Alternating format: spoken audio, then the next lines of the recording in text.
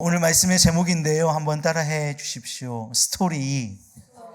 제가 영어로 해서 죄송해요. 그냥 이렇게 할게요. 이야기. 네, 스토리 이야기라는 제목으로 오늘 말씀 증거하고자 합니다. 오늘 우리가 갈라디아서 말씀을 읽었잖아요. 이 갈라디아 교회에 쓴 사도 바울의 편지인데요.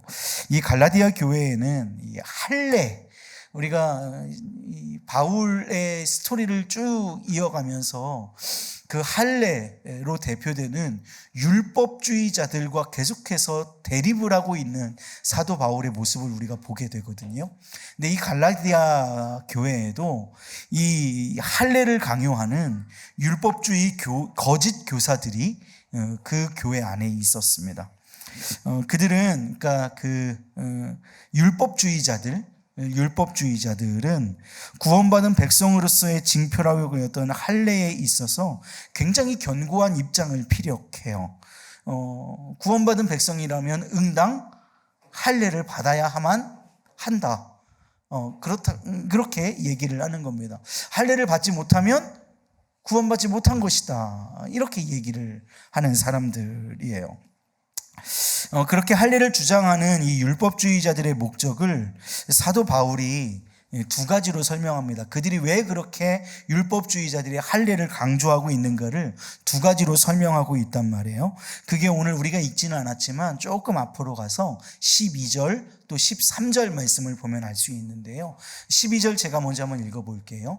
물은 육체의 모양을 내려 하는 자들이 억지로 너희에게 할례를 받게 함은 그들이 그리스도의 십자가로 말미암아 박해를 면하게 함뿐이라. 그러니까 십자가로 말미암는 박해를 면하기 위해서 그들에게 할례를 요구한다는 거예요. 그들이 십자가를 받아들이면, 율법주의자들이 십자가를 받아들이면 그들이 율법을 정리하고 십자가의 복음을 받아들이는 것이 되므로 오히려 십자가를 받아들이는 것을 거부하고 할례를 강조하게 된다, 이 말씀입니다. 자, 13절 말씀은 할례를 받은 그들이라도 스스로 율법은 지키지 아니하고 너희에게 할례를 받게 하려 하는 것은 그들이 너희의 육체로 자랑하려 함이라. 그러니까 율법주의자들이 율법은 지키지 않으면서 너희에게 할례를 받게 하려는 이유는 그들이 너희로 할례 받게 한 그것이 그들에게 자랑이 된다. 그러니까 복음이 아니라 율법이 그들을 삼켜버린 일들로 자신들이 자랑하게 만들려 합니다 라고 얘기하고 있는 것입니다.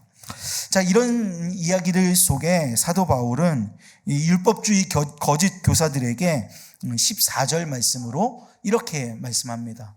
그러나 내게는 우리 주 예수 그리스도의 십자가 외에 결코 자랑할 것이 없으니 그리스도로 말미암아 세상이 나를 대하여 십자가에 못 박히고 내가 또한 세상을 대하여 그리하니라. 아멘. 여러분,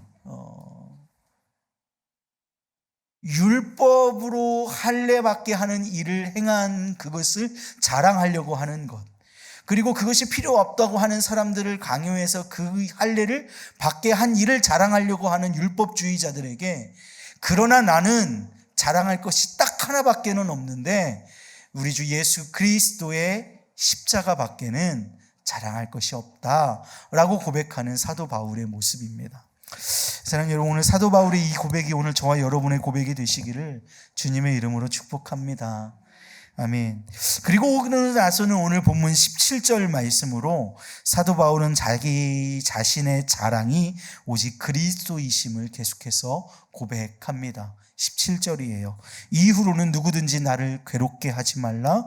내가 내 몸에 예수의 흔적을 지니고 있노라. 아멘. 한번 따라해 주시겠습니까? 내가 내 몸에 예수의 흔적을 지니고 있노라. 아멘. 저는 오늘 본문에 이 바울의 몸에 지니고 있다는 이 흔적이라고 하는 단어를 저는 오늘 말씀의 제목인 이야기 혹은 스토리라는 단어로 대체해 볼 수 있지 않을까 하는 생각을 해 보았습니다. 곧 이런 거예요. 주님을 사랑한 흔적이 있는가? 라고 하는 질문은 곧 주님을 사랑한 스토리가 내게 있는가로 바꿀 수 있겠다라는 생각을 해본 것입니다. 여러분, 사도 바울은 예수님의 흔적을 가지고 있다고 얘기를 했어요. 그 말은 곧 사도 바울은 예수님의 스토리를 사도 바울 자신의 몸에 지니고 있었다라는 이야기입니다.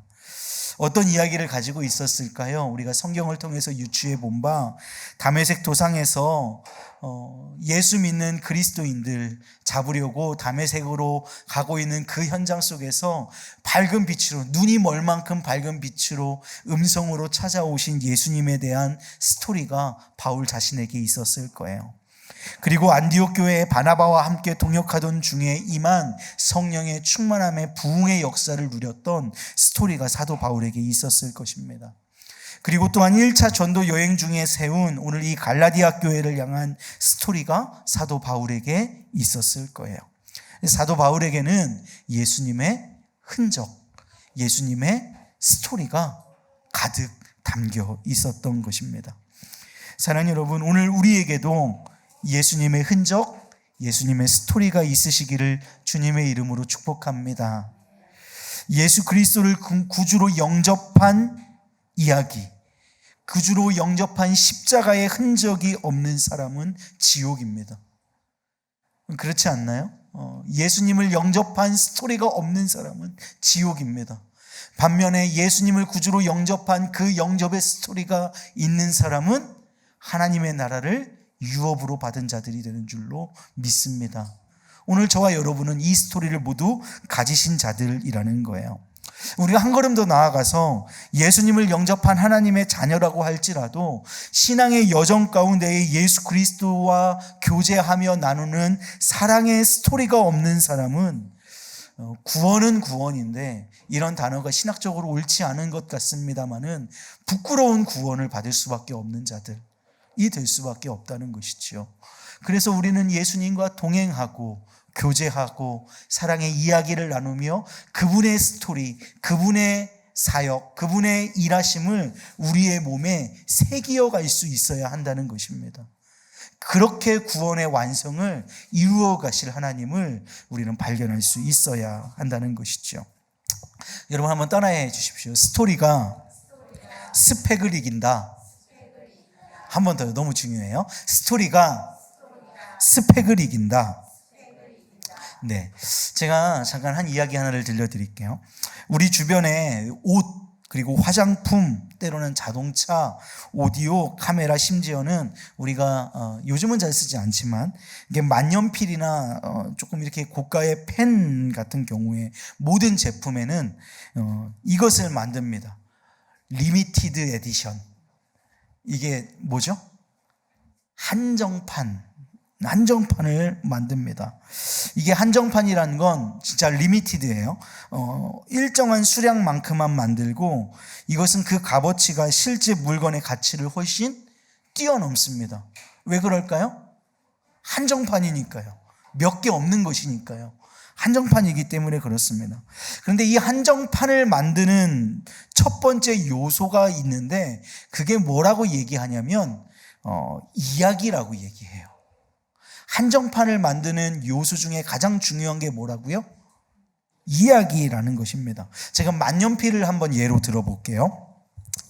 여러분, 이 만년필을 만드는데 똑같은 만년필인데 그 만년필을 만드는 그 펜의 재료를 미국의 독립기념관을 구성하고 있던 나무로 제작된 것이 한정판으로 제작이 되었답니다. 그러니까 독립기념관을 재건하면서 독립기념관에 원래 있었던 나무들을 가지고 와서 만년필을 만든 거예요. 그것을 딱 1만 자루를 만들었대요. 그래서 그것을 리미티드로 해가지고 그것을 팔았는데 당시에는 그것보다 원래의 정가의 만년필보다 조금 더 준 가격으로 그것을 팔았는데 그것 지금의 가격이 어마어마하답니다. 그 역사적인 가치와 한정판인데다가 거기에 이게 독립기념관에 있었던 나무래라고 하는 스토리가 그 안에 입혀진 거예요. 스토리가 입혀지니까 어마어마한 제품이 되어버리는 것이죠. 또 있어요. 1971년 홍콩에서 화재로 침몰했던 퀸 엘리자베스 호라고 하는 배가 있대요. 이 배의 일부에서 황동을 가져와서 황동으로 만든 만년필이 있답니다. 이게 리미티드 에디션이에요. 그런데 똑같은 황동으로 만든 만년필이 있을 거 아니에요. 그런데 그 황동으로 만든 만년필에 침몰했던 배에서 갖고 온 엘리자베스 호의 스토리가 덧입혀지니까 가치가 널뛰기를 하는 거죠. 제일 유명한 만년필은 이거랍니다. 1968년에 미국인 최초로 지구 궤도를 돈 우주비행사 존 글렌이라는 사람이 탔던 로켓, 그 로켓의 일부로 만든 만년필이 있대요. 그거 그냥 그 로켓의 소재로 사용되는 보통 우리가 쓰고 있는 카본 같은 것일 텐데, 그 똑같은 재료인데 그것에 첫 번째 우주의 궤도를 돌았다고 하는 스토리가 거기에 덧입혀지니까 이 만년필은 리미티드 에디션이 되는 거예요. 한정판이 되는 것입니다. 여러분, 한정판을 만드는 첫 번째 요소는 그 한정판이 한정판 되게 만드는 스토리라고 하는 것입니다. 똑같을 수 있는 만년필이지만 그 만년필에 스토리가, 이야기가 덧입혀지면 그 만년필은 한정판이 되고 그 만년필의 실제 가치를 상회하는 가히 명품이 되는 것이죠. 여러분, 스토리가 있는 것은 비싼 것보다 비교할 수 없을 정도로 향기롭습니다. 그래서 우리가 추구해야 할 건 스펙보다 스토리인 줄로 믿습니다.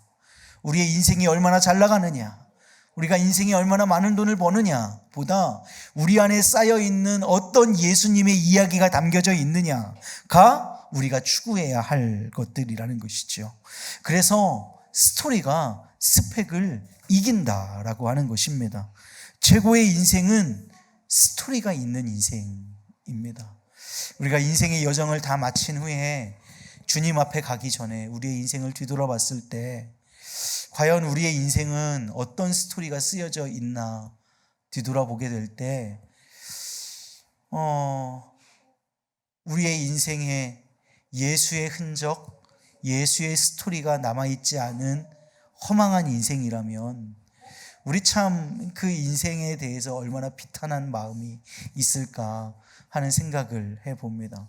오늘 현충일이었잖아요. 그래서 저희 아이들이 둘 다 초등학생이니까 학교에서 꼭 국기를 개항할 수 있으면 조기를 해서 집에 개항을 하고 아침에 그 현충일 행사하는 것 있잖아요.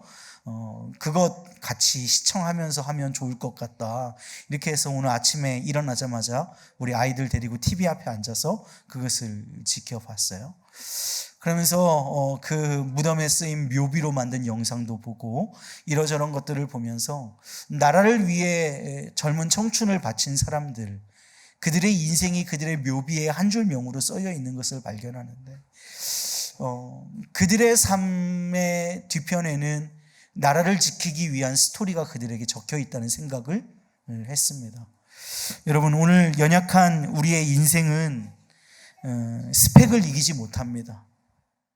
우리는 물질 만능주의 시대 속에 살고 있고 자본주의 시대 속에 살고 있는 우리는 물질을 이길 수 있는 능력이 우리 가운데는 없습니다. 그렇지만 내 인생에 쓰여진 예수의 흔적, 예수님의 스토리가 우리로 그 모든 것들을 이기게 하는 능력이 될 줄로 믿습니다. 우리의 인생에도 예수님의 스토리로 가득 차기를 주님의 이름으로 축복합니다. 아멘. 여기 있는 저와 여러분의 삶에 하나님과 이웃을 사랑한 사랑의 스토리가 넘치시기를 주님의 이름으로 축복합니다. 하나님을 위해 당한 고난의 스토리가 우리의 삶 가운데에 적혀 있기를 소망합니다. 하나님 때문에 감수한 손해의 스토리가 있기를 원해요. 하나님으로 견뎌낸 인내의 스토리가 있기를 바랍니다. 그 어떤 인생보다 가장 아름다운 예수님의 스토리를 지닌 그리스도인이라고 불리우는 우리 하나님의 한정판, 그리스도인들 되시기를 주님의 이름으로 축복합니다.